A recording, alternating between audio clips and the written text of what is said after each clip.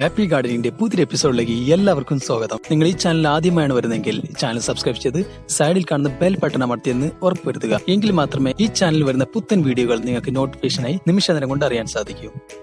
ഇന്നത്തെ വീഡിയോ നമ്മൾ പറയാൻ പോകുന്ന ഒരു മാജിക് വളത്തിനെ കുറിച്ചാണ്. നമ്മുടെ വീട്ടിൽ പല റോസ് വെറൈറ്റികളും നമ്മൾ നട്ടുണ്ടായിരിക്കും. പക്ഷേ അത് എത്ര വളം ചെയ്തിട്ടും എന്ത് കെയർ കൊടുത്തിട്ടും ഇതുവരെയും പൂവിട്ടിട്ടില്ല. അല്ലെങ്കിൽ നമ്മൾ നഴ്സറിയിൽ നിന്ന് കൊണ്ടുവന്ന ശേഷം കുറച്ച് പൂവിട്ടിട്ട് പിന്നെ ഇതുവരെ പൂവിട്ടിട്ടില്ലെങ്കിൽ നമുക്ക് ആ ചെടിയിൽ നിറച്ച് പൂ പിടിപ്പിക്കാനുള്ളൊരു വളമാണിത്. ഇത് തളിച്ചു കഴിഞ്ഞാൽ നമ്മുടെ ചെടി നിറഞ്ഞങ്ങ് പൂക്കാൻ തുടങ്ങും. അപ്പോൾ അത് എന്ത് വളമാണ്, എങ്ങനെ കൊടുക്കണം, എത്ര അളവ് കൊടുക്കണം, ഇതിനെക്കുറിച്ചൊക്കെ നമുക്ക് ഇന്നത്തെ വീഡിയോയിൽ വിശദമായിട്ട് അങ്ങ് മനസ്സിലാക്കാം. അപ്പോൾ നമുക്ക് നേരെ വീഡിയോയ്ക്ക് കിടക്കാം. അപ്പോൾ നമ്മൾ റോസിന് പല വളങ്ങളും ചെയ്ത് പരാജയപ്പെട്ടിരിക്കുന്നവരായിരിക്കും നമ്മളിൽ മിക്കവരും. അപ്പോൾ റോസിനെ കുറിച്ചുള്ള ഒത്തിരി വീഡിയോകൾ നമ്മൾ മുൻപ് ചെയ്തിട്ടുണ്ട്. റോസിന് കൊടുക്കേണ്ട കെയറുകൾ, റോസിന് കൊടുക്കേണ്ട വളങ്ങൾ, എങ്ങനെ ഏത് അളവ് കൊടുക്കണം എന്നൊക്കെ വിശദമായിട്ട് പറഞ്ഞിട്ടുണ്ട്. എന്നാൽ അതിലൊന്നും പെടാത്ത ഒരു സ്പെഷ്യൽ വളത്തിനെ കുറിച്ചാണ് നമ്മളിന്ന് പറയാൻ പോകുന്നത്. നമുക്ക് മിക്കപ്പോഴും പല റോസ് വെറൈറ്റികൾ ഉണ്ടെങ്കിലും ചിലതൊക്കെ പൂട്ടിരിക്കുന്നുണ്ടാവും, ചിലത് നമ്മൾ എന്ത് ചെയ്ത് കഴിഞ്ഞാലും പിന്നീട് പൂക്കളൊന്നും ഉണ്ടാവാറില്ല. അപ്പോൾ അതിനൊക്കെ വേണ്ടി ഉപയോഗിക്കാൻ പറ്റിയ നല്ലൊരു വളമാണിത്. അപ്പോൾ ഞാൻ അധികം പറഞ്ഞ് ബോറടിപ്പിക്കുന്നില്ല. നമുക്ക് നേരെ ആ ഒരു വളം എങ്ങനെ ഉണ്ടാക്കുന്നതെന്ന് ആദ്യം കാണാം, എന്നിട്ട് നമുക്ക് അതിൻ്റെ ബാക്കി കാര്യങ്ങളിലേക്ക് കിടക്കാം. അപ്പോൾ നമ്മൾ ഈ വളം ഉണ്ടാക്കാൻ വേണ്ടി നമുക്ക് ആദ്യം തന്നെ വേണ്ടത് കുറച്ച് ചാണകമാണ്, പച്ച ചാണകമാണ് വേണ്ടത്. നമുക്ക് ഏതെങ്കിലും പശുള്ള വീട്ടിലൊക്കെ പോയി കഴിഞ്ഞാൽ ചാണകം നമുക്ക് ഈസി ആയിട്ട് എടുക്കാൻ പറ്റും. ഇതിന് വേറെ ഓപ്ഷൻ ഒന്നുമില്ല. ഇത് ഈ ചാണകം തന്നെ നമുക്ക് വേണം, വേറെ ഇതിന് പകരം ഉപയോഗിക്കാൻ പറ്റിയ വേറെ സാധനങ്ങളൊന്നുമില്ല. അപ്പോൾ ഈ ഒരു വളം തയ്യാറാക്കാൻ നിങ്ങൾ ഈ ചാണകം മസ്റ്റായിട്ട് സംഘടിപ്പിക്കുക. ഇത് നമ്മൾ ഒരു ചിരട്ട അളവാണ് എടുക്കുന്നത്. അപ്പോൾ ഒരു ചിരട്ട അളവിൽ ഈ ഒരു ചാണകം എടുക്കുക. അതിനുശേഷം ഇതിലേക്ക് വേണ്ടത് 2 ടീസ്പൂൺ പൊട്ടാഷാണ്. പൊട്ടാഷ് വളം നമുക്ക് വളം വിൽക്കുന്ന കടയിൽ പോയി കഴിഞ്ഞാൽ ഈസിയായിട്ട് വാങ്ങിക്കാണ്ടും വളരെ കുറഞ്ഞ വിലയുള്ളൂ. ആ പൊട്ടാഷ് നമ്മളൊരു 2 ടീസ്പൂൺ എടുക്കുക, അതിലോട്ട് ഇടുക. ഇതിനുശേഷം മുരിങ്ങയുടെ ഇല നമുക്ക് എവിടെന്നെങ്കിലുമൊക്കെ സംഘടിപ്പിക്കാൻ കിട്ടുന്നതാണ് എനിക്ക് തോന്നുന്നത്. ഇത് നിർബന്ധമില്ല. മുരിങ്ങേൻ്റെ ഇല ഇട്ട് കഴിഞ്ഞാൽ നല്ല റിസൾട്ട് കിട്ടും. അതിന് വേണ്ടിയിട്ടാണ് മുരിങ്ങേൻ്റെ ഇല കൂടി ആഡ് ചെയ്യുന്നത്. മുരിങ്ങേൻ്റെ ഇല കിട്ടിയിട്ടില്ലെങ്കിൽ ഇടേണ്ട ആവശ്യമില്ല. ഇത് നമ്മൾ കുറച്ച് ഇട്ട് കൊടുക്കുക. അതിനുശേഷം നമ്മളിത് നിർബന്ധമായിട്ട് ചേർക്കേണ്ട ഒന്നാണ് ഫംഗിസൈഡ്. നമുക്ക് സാഫോ ബാവസ്റ്റിനോ ഏത് വേണമെങ്കിലും ചേർക്കാം. ഞാനിവിടെ ആഡ് ചെയ്യുന്നത് സാഫാണ്. സാഫ് ഈ അളവിൽ കുറച്ച് എടുത്തിട്ട് ഇതിൽ ചേർത്ത് കൊടുക്കുന്നുണ്ട്. അപ്പോൾ ഈ ഒരു ചാണകത്തിൻ്റെ പ്രശ്നം എന്ന് വെച്ചിട്ടുണ്ടെങ്കിൽ ഇതിൽ ഒരുപാട് ഫംഗസിൻ്റെ സ്പോറുകൾ വളർന്നു വരുന്നുണ്ട്. ഇതിൽ പല ടൈപ്പ് ഫംഗസുകളുണ്ട്. പലതും നമ്മുടെ റോസിൻ്റെ ഇലകളെ നശിപ്പിക്കുന്നതും അതുപോലെ തന്നെ തണ്ടിന് പ്രശ്നം വരുന്ന പല ഫംഗസുകളും ഈ ഒരു ചാണകത്തിൽ ഉണ്ടായിരിക്കും. അപ്പോൾ അതിനൊക്കെ ഒന്ന് നശിപ്പിക്കാനും സ്പ്രേ അടിക്കുമ്പോൾ നമ്മുടെ ചെടിയെ ഈ ഫംഗസുകൾ ബാധിക്കാത്ത രീതിയിൽ നമുക്ക് ഈ ഒരു വളം ഉണ്ടാക്കിയെടുക്കാനൊക്കെ വേണ്ടിയിട്ടാണ് ഇതിൽ ഫംഗിസൈഡ് ചേർക്കുന്നത്. ഇത് നിർബന്ധമായിട്ട് ചേർത്ത് കൊടുക്കണം. നമ്മൾ റോസിന് തളിക്കുന്നതുകൊണ്ടാണ് ഇത് ചേർത്ത് കൊടുക്കുന്നത്. ഈ ഫംഗസിന്റെ ആക്രമണം കുറവുള്ള ചെടികളൊക്കെ ആണെങ്കിൽ ഇത് ഇടേണ്ട ആവശ്യമില്ല.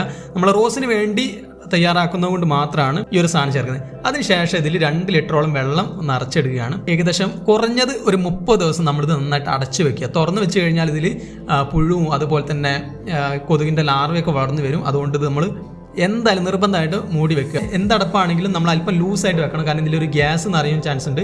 ആ ഗ്യാസ് നിറഞ്ഞു കഴിഞ്ഞാൽ അത് പോയിട്ടില്ലെങ്കിൽ കുറച്ച് ബുദ്ധിമുട്ടാണ്. അപ്പോൾ എയറൊക്കെ പുറത്തോട്ട് പോകുന്ന രീതിയിൽ, എന്നാൽ കൊതുകോ മറ്റ് പ്രാണികളൊന്നും ഉള്ളിൽ പോയിട്ട് മുട്ടയിട്ട് വെക്കാത്ത രീതിയിൽ വേണം നമ്മൾ അടച്ചു വെക്കാനും. അങ്ങനെ അടച്ചു വെച്ച് ഒരു 30 ദിവസം കഴിഞ്ഞാൽ ഇതിലെ വെള്ളം ശരിക്കും നല്ല കറുപ്പ് കളറായിട്ട് ഇതിൻ്റെ ചാണകവും അതുപോലെ തന്നെ ബാക്കിയുള്ള ഈ സാധനങ്ങളെല്ലാം അടിയിൽ വന്ന് ഊറി നിൽക്കും. അപ്പോൾ ഈ മുകളിൽ കിട്ടുന്ന ഒരു തെളിയുണ്ട്. ആ തെളി നമ്മൾ മൊത്തമായിട്ട് ഇളകാത്ത രീതിയിൽ എല്ലാം കോരി മാറ്റി കഴിഞ്ഞാൽ നമുക്ക് നല്ല വളം കിട്ടും. ഈ ഒരു വളം നമുക്ക് ആവശ്യമുള്ള സമയങ്ങളിൽ ഉപയോഗിക്കാൻ പാകത്തിൽ നമുക്കൊരു കുപ്പിയിലോ അല്ലെങ്കിൽ ക്യാനിലൊക്കെ മാറ്റി വെക്കാം. അപ്പോൾ 2 ലിറ്റർ വെള്ളമാണ് നമ്മൾ ഒഴിച്ച് ഇത് തയ്യാറാക്കിയത്. അപ്പോൾ 2 ലിറ്ററിൻ്റെ അടുത്തോളം നമുക്ക് ഈ സാധനം കിട്ടും.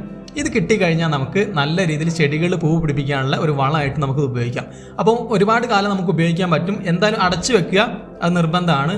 നമ്മൾ സ്പ്രെയർ ഏതാണ് ഉപയോഗിക്കുന്നത് അതിൻ്റെ 1/4 ഭാഗത്തോളം നമ്മൾ ഈ ഒരു സാധനം എടുത്ത ശേഷം ഇതിൽ ബാക്കി നമ്മൾ വെള്ളം നിറയ്ക്കുക. അരിച്ചെടുത്ത വെള്ളം നമ്മൾ നിറച്ച ശേഷം ഇത് നമുക്ക് സ്പ്രേ ചെയ്ത് ഉപയോഗിക്കാൻ പറ്റും. ഒരിക്കലും നമ്മളിത് നേരിട്ട് സ്പ്രേ ചെയ്യരുത്. വെള്ളം ഒഴിച്ച് നേർപ്പിച്ച് ഡൈല്യൂട്ട് ചെയ്ത ശേഷം മാത്രം നമ്മളിത് ചെടികൾക്ക് തളിച്ചു കൊടുക്കാൻ പാടുള്ളൂ. നേരിട്ട് തളിച്ചു കഴിഞ്ഞാൽ നമ്മുടെ ചെടികളുടെ ഇലകളെല്ലാം വാടി വീഴാനും അല്ലെങ്കിൽ പൊഴിഞ്ഞു പോകാനൊക്കെ സാധ്യതയുണ്ട്. നമ്മൾ റോസിനൊക്കെ തളിക്കുമ്പോൾ നിർബന്ധമായിട്ട് നമ്മൾ ഡൈല്യൂട്ട് ചെയ്ത് തന്നെ തളിക്കാൻ ശ്രമിക്കുക. കാരണം എന്ന് വെച്ചിട്ടുണ്ടെങ്കിൽ ഇത് കുറച്ചധികം സ്ട്രോങ് ഉള്ളൊരു വളമാണ്. അപ്പോൾ നമ്മൾ നേരിട്ട് തളിച്ചു കഴിഞ്ഞാൽ ഇതിൻ്റെ ഇലകളെല്ലാം കൊഴിഞ്ഞു, നമ്മുടെ റോസിനൊക്കെ ആണെങ്കിൽ ഇലകൾ പെട്ടെന്ന് കൊഴിഞ്ഞു പോയിട്ട് തണ്ട് മാത്രമായിട്ട് നിൽക്കുന്ന ഒരു സ്റ്റേജിലേക്ക് ചെടി മാറും.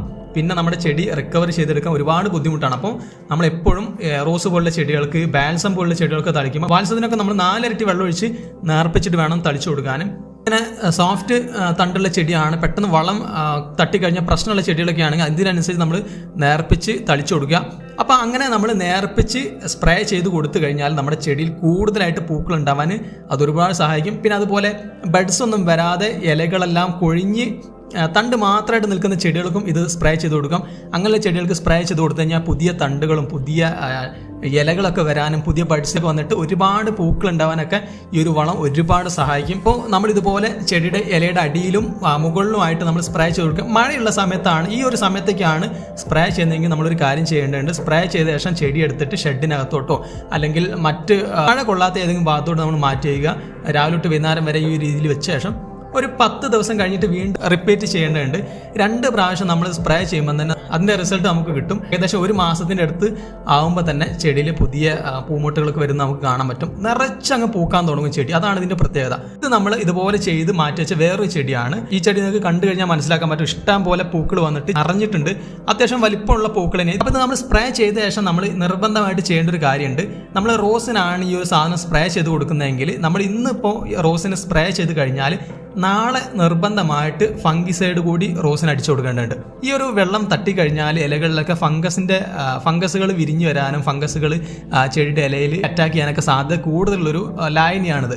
അപ്പോൾ ഇത് നമ്മൾ സ്പ്രേ ചെയ്ത് കഴിഞ്ഞാൽ പിറ്റേ ദിവസം ഉടൻ തന്നെ നമ്മുടെ കയ്യിൽ സാഫ് ഉണ്ടെങ്കിൽ സാഫ് ഒരു 4 ഗ്രാം 1 ലിറ്ററിൽ കലക്കിയ ശേഷം എന്തായാലും നമ്മൾ സ്പ്രേ ചെയ്ത് കൊടുക്കുക. പിന്നെ നമ്മൾ നിർബന്ധമായിട്ട് അവോയ്ഡ് ചെയ്യേണ്ട ഒരു കാര്യം, ഇത് തുടർച്ചയായിട്ട് ഒരാഴ്ച ചെയ്ത് അടുത്ത ആഴ്ച വീണ്ടും അങ്ങനെ ചെയ്യാതിരിക്കുക. ഇന്നിപ്പോൾ നമ്മൾ ചെയ്ത് കഴിഞ്ഞാൽ കുറഞ്ഞതൊരു 10 ദിവസങ്ങൾ നമ്മൾ വെയിറ്റ് ചെയ്യുക. അല്ലെങ്കിൽ ഒരു 12 ദിവസം 15 ദിവസമാണ് ഏറ്റവും ബെറ്റർ ആയിട്ടുള്ളൊരു ഇടവേള. അപ്പോൾ 15 ദിവസത്തിന് ശേഷം നമ്മൾ സ്പ്രേ ചെയ്ത് കൊടുക്കുകയാണ്. നമ്മുടെ ചെടിക്ക് ശരിക്കും അതങ്ങ് അബ്സോർബ് ചെയ്തിട്ട് നല്ല രീതിയിൽ ചെടിയിൽ പൂമുട്ടുകൾ ഉണ്ടാകും, ഒരുപാട് സഹായിക്കും. നമ്മൾ വേറെ എന്ത് വളം കൊടുത്തിട്ടില്ലെങ്കിലും ഈ ഒരു സാധനം കൊടുത്തു കഴിഞ്ഞാൽ നമ്മുടെ പോട്ട് മിക്സ് ഓക്കെ ആണെന്നുണ്ടെങ്കിൽ ചെടിയിൽ നിറച്ചങ്ങ് പൂക്കാൻ തുടങ്ങും. ചെടിയുടെ പുതിയ ഏത് തെഴുപ്പ് വന്നു കഴിഞ്ഞാലും അതിലൊരു പൂമുട്ട് എന്തായാലും പ്രതീക്ഷിക്കാം. അങ്ങനെ നിറച്ച് പൂക്കൾ വന്നു തുടങ്ങും. അത്യാവശ്യം വലിപ്പമുള്ള പൂക്കൾ തന്നെ നമുക്കിതിൽ കിട്ടും. നല്ല കളറുള്ള പൂവായിരിക്കും, നല്ല ഇതളുകളും കൂടുതൽ കിട്ടും നമുക്ക്. അപ്പോൾ ഇങ്ങനെ നല്ല രീതിയിൽ ചെടിയിൽ നിറച്ച് പൂക്കൾ ഉണ്ടാകാൻ സഹായിക്കുന്ന നല്ലൊരു വളമാണ്. ഒരു മാജിക്കൽ വളം എന്നൊക്കെ വേണമെങ്കിൽ നമുക്ക് പറയാൻ പറ്റും. മാജിക്കൽ ഫെർട്ടിലൈസർ എന്നൊക്കെ വേണമെങ്കിൽ പറയാൻ പറ്റിയ നല്ലൊരു ജൈവ അല്ലെങ്കിൽ രാസ മിക്സഡ് വളമാണിത്.